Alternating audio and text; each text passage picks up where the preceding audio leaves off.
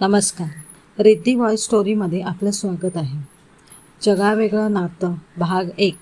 आज फार खुशीत होते मी. पहिल्यांदाच प्रेरणाच्या घरी जाण्याचा योग जुळून आला होता.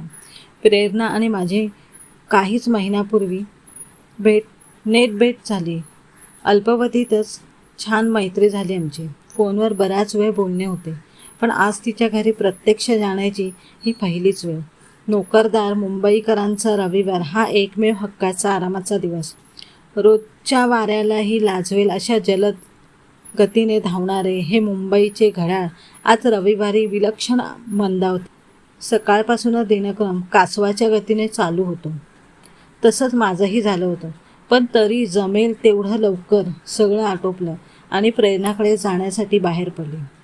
तिच्या घरी जशी पोहोचले तशी मला पाहताच आनंदाने तिने मला दरवाजातच मिठी मारली. आम्ही पहिल्यांदाच भेटलो हे कोणाला सांगून खरं वाटत नसतं. खूप घनदाट मायेची मिठी. घरात प्रवेश केला आणि मनातल्या मनात एकच शब्द उच्चारला, अप्रतिम. अंतर्गत सजावट खूप छान होती घरची. मी पाहतच राहिले. प्रेरणाने झटपट चहा करून आणला आणि सोबत बिस्किटेही. चहा घेता घेता आमच्या गप्पा सुरू झाल्या. त्यात आम्ही कधी रंगून गेलो हे आम्हालाच कळलं नाही. तेवढ्यात माझी नजर समोरील भिंतीवर एका फोटोकडे गेली आणि तिथेच खेळून राहिली. प्रेरणाच्या फॅमिली फोटो होता तो. ती, तिचा नवरा आणि 2 मुली. नीट निरखून पाहिल्यावर मला काहीतरी जाणवलं. मी म्हटलं, प्रेरणा, या फोटोतील ही तुझी मोठी मुलगी रिया ना गं?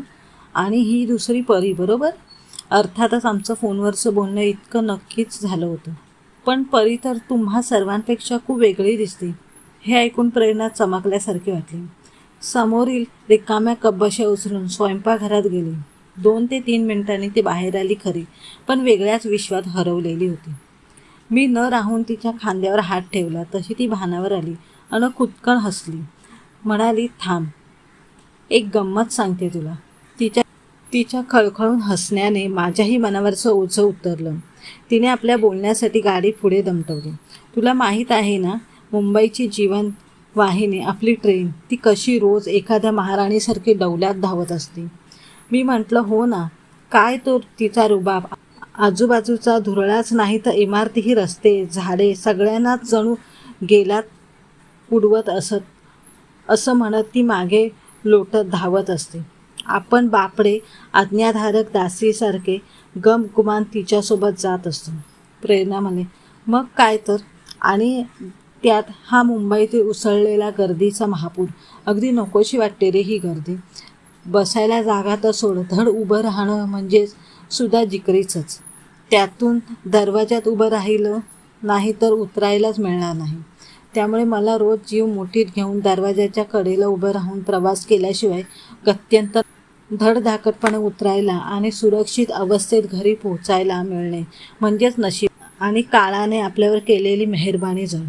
एक दिवस मी ऑफिसला निघाले. प्रवासाच्या मधल्या पट्ट्यात एक विशिष्ट जागी रोज सिग्नल लागतो आणि तेवढ्यापुरती गाडी जवळजवळ 5 मिनिटे तिथे थांबते. तशीच ती गाडी आजही थांबली होती. तेवढ्यात मला ती दिसली. रुळाच्या लगतच असलेली रेल्वे पटरीजवळ राहणाऱ्या बांधकाम मजुरांची तात्पुरत्या बांधलेल्या पत्र्याच्या एका घराबाहेर एक मुलगी खेळत होती. जेमतेम 4-5 वर्षाची असेल. मातीने नखशिकांत बरबटलेली होती ती. आपल्याच मस्तीत टिप्पर खेळण्यात दंग होती. मध्येच ती थांबली. कपाळावरून वाहणारा घाम आणि गळके नाक फ्रॉकच्या बाह्याने पुसत उभी राहिली. दिसायला तशी काळी सावळी, नाजूक चणीची, विलक्षण बोलके डोळे. आजूबाजूच्या पिलावळींची चिवचिवाट करताना त्या वयातही तिच्या वागण्या बोलण्यात कमालीचा आत्मविश्वास होता. गाडी सुरू झाली तशी ती आणि तिचे छोटेसे विश्व दोन्हीही मागे पडलं. नोकरीच्या निमित्ताने इतकी वर्षे ट्रेनच्या प्रवासात गेली. दरम्यान डब्याच्या अल्पकालीन रहिवासी असलेल्या असंख्य बायकांची, तसे ट्रेन पुढे जाताना मागे पडलेली अशी बरीचशी विश्वे नजरेच्या खिडकी पलीकडून गेली. तरी आजतागायत त्या खिडकीत कोणतंच विश्व स्थिरावलं नाही. पण का कुणास ठाऊक त्या छकुलीमध्ये, होय, तिचं नाव मी छकुली असंच ठेवलं, असं काय होतं की माझ्यावर मोहिनी पडली आणि मला मागे वळून पाहण्यास भाग पडले. तो मातीतला ठिपका दिसेनासा होईपर्यंत मी मागे वळून पाहत राहिले. पुढे ती रोज मला दिसायची. कधी टिपऱ्या खेळताना, कधी लयबद्ध नाचणारी, तर कधी त्याच मातीत फतगल मारून बसलेली आणि हातातल्या मळक्या बाहुलीचे लाड करण्यात तल्लीन. कोण काय म्हणेल असले विचार तिला काय माहीत. त्या सिग्नल लागलेल्या 5 मिनिटात जणू काही आमचं एक छोटंसं विश्व तयार झालं. पूर्वी ती सिग्नलची 5 मिनिटं म्हणजे मला जीवावर यायची. त्यामुळे त्या मोटरमनला आणि त्या सिग्नलला मनातल्या मनात शिव्या लाखोशी ठरलेलीच, कारण त्यामुळे बऱ्याच वेळा उशीर व्हायचा. पण आता त्या छकुलीच्या विश्वात ते क्षण आनंदात जायचे. एक दिवस खेळता खेळता त्या ठिकाणी अचानक भांडण सुरू झालं. एका थोराड मुलाने छकुलीच्या पाठीत धपाटा घातला. बिचारी नाजूक पोरगी कळवळली, रडायला लागली. मलाही गलबलून आलं. पण क्षणभरच दुसऱ्या क्षणी तिने त्या पोराच्या पाठीत असा काही गुद्दा मारला की तो मटकन खालीच बसला आणि मोठ्याने भोकाड पसरलं. तशी ती आनंदाने टाळ्या वाजवत नाचू लागली. मीही आजूबाजूचं भान विसरले आणि टाळ्या वाजवल्या. तिने ते ऐकले असाव्यात. तिने मान वळून माझ्याकडे पाहिलं आणि तिने खुदकन हसले. किती गोड निरागस हास्य होतं ते. त्याची सर कोणत्याही मौल्यवान वस्तूला येणार नाही. तेवढ्या ट्रेन सुरू झाली तशी मी तिला टाटा केला आणि फ्लाइंग किस दिला. तसं तिनेही मला टाटा केला. पुढे पुढे या रोजच्या धावत्या भेटीत ती रोज मला न चुकता हात करायची, हसायची. माझ्यामध्ये तिला काय दिसलं माहीत नाही, आई, बहीण, मैत्रीण की अजून काही जगावेगळं नातं. पण तरीही एक जिव्हाळ्याचं नातं आमच्यात तयार झालं होतं, एवढंच नक्की.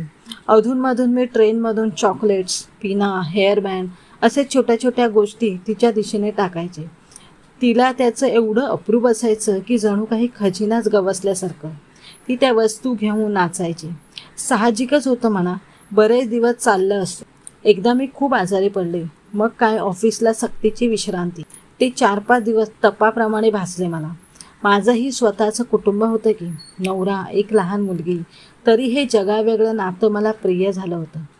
छकुलीला रोज सकाळी भेटायची सवय लागली होती ना, त्यामुळे अजिबात करमेना मला. तब्येत थोडी सुधारल्यावर मी ऑफिससाठी निघाले. कधी एकदा छकुलीला पाहीन असं झालं होतं. गाडी सिग्नलला थांबली पण ती कुठेच दिसेना. अरे कुठे गेली असेल ती. नजरेच्या टप्प्यात समोर सगळीकडे तिला शोधले पण व्यर्थ. तशी थोडी नाराज झाले मी. पण म्हटलं असेल घरात जेवत, नाही तर झोपली असेल. दुसऱ्या दिवशी पाहिलं तरीही ती नव्हती. असाच जवळजवळ आठवडा निघून गेला. तशी मनात कालवाकालव सुरू झाली. मनाभोवती नको त्या विचारांची रुंजी घालायला सुरुवात केली. तिच्या जीवाचं काही बरं वाईट तर नाही ना झालं. आणि एक जुना प्रसंग आठवला. एकदा खेळता खेळता आपल्याच नादात ती कधी रुळाच्या जवळ आली तिलाच कळले नाही. मी जोरात ओरडले तेव्हा ती दचकली आणि पटकन मागे फिरली. ते सारं आठवलं आणि पुढच्याच विचाराने माझ्या पायातलं त्राणच निघून गेलं. पण तरी पटकन मनाला सावरलं. देवाकडे तिच्या खुशालीसाठी प्रार्थना केली आणि ऑफिसला गेले. असाच 15 उलटला. ती काही दिसेना. आता मात्र मन तिच्यासाठी व्याकुळ व्हायला लागलं होतं. कसले तरी अशुभ विचार मनात यायला लागले. त्या लोकांचा तिथला मुक्काम हल्ला असं म्हणावं तर तसंही काही नव्हतं. मग कुठे गेली असेल तो. तिच्या जीवावर बेतलं तर नसे ना. बाप रे, किती हे अभद्र विचार. मी गपकन डोळे मिटून घेतले.